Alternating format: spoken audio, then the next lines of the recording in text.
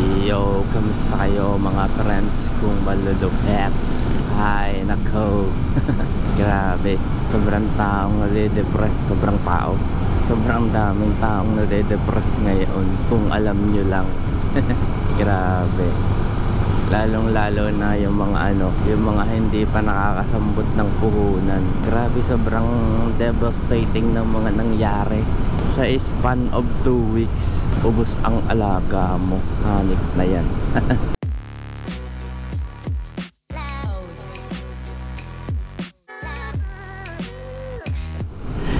Grabe talaga mga friends. Alam nyo yun, natitira na lamang sa amin na na biik. O nga, biik na lang yung natitira sa amin na na alaga. Wala na, ubos na rin yung pito naming partner. Inubos na ng pisting sakay. Mapapakamot ka na lang talaga ng ulo.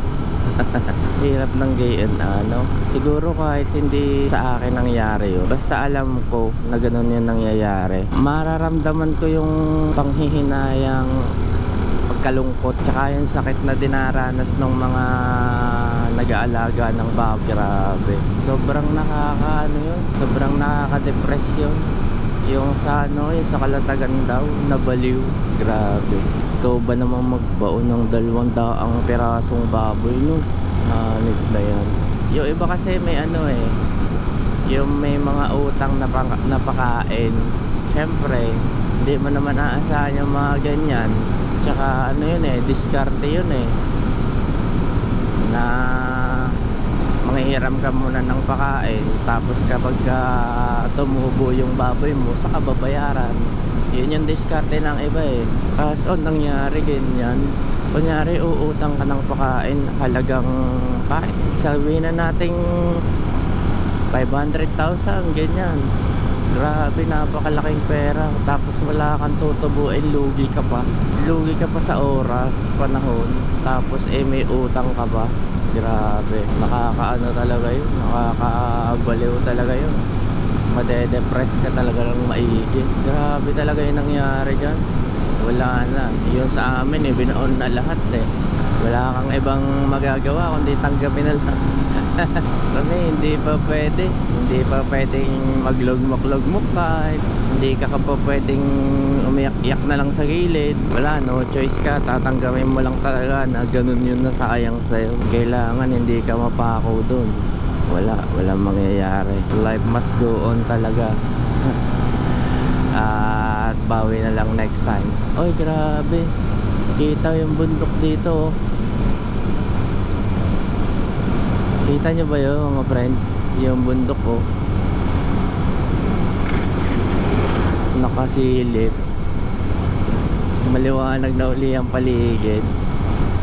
Ilang araw na ba namang may smog. Dapat talaga pagka may negosyo ka, ka rin talaga hindi lang talaga isang yung source of income mo Hirap talaga pag ganun, isa yung source of income.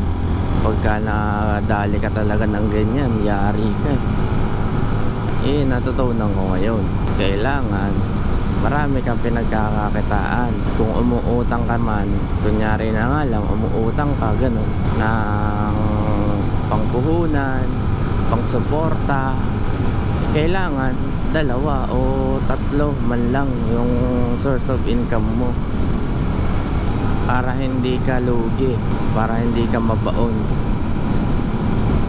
Grabe saklap. So kaya nga pala ako palemer ngayon mga friends. Hindi ko na nasabi, mag-e-exam na yung kapatid ko sa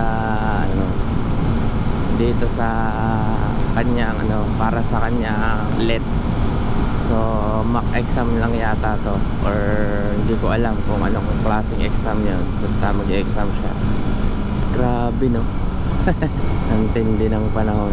Medyo pagod na yung mundo, nagbabawas na siya ng populasyon. Sana na lang, move on na lang talaga. Sana matapos na yung ASF na yan para makapag-start na ulit ako ng panibago. Kami pala kailangan ulit magsimula ng panibago. Hindi mo naman susukuan yung mga ganyan. Bakit mo ba susukuan yung mga ganyan? Pagsubok lang yan.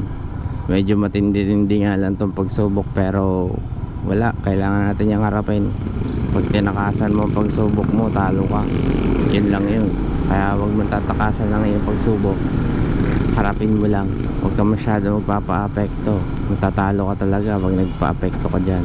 Wala, maging matatag ka lang talaga. Yun lang yung solusyon. At huwag kang titigil sa pagtupad ng iyong pangarap. Laban lang tayo ng laban hanggat may ilalaban pa. Ganun lang yun. Yun lang yung buhay natin. Never surrender. Sarili mo lang din ang makakapagpaangat sa sarili mo. Moral lesson of the story, life must go on. At huwag kang susuko. Pag sumuko ka, talo ka. So yun lang mga friends, gusto ko lang talaga i-share sa inyo. At para naman may idea kayo. At wala, gusto ko lang talaga mag-share. So yun lang naman yung gusto kong share ngayong araw mga friends. Talagang Kaya kung umabot ka dito sa part ng video na to, maraming salamat. At ang tiyaga mong manood kahit yun lang yung content, no? Wala eh, kailangan ko i-share eh. So yun lang mga friends, konting paalala na maghinay-hinay kasi may naghihintay sa ating bahay. In English, don't drink and drive. Peace, yeah.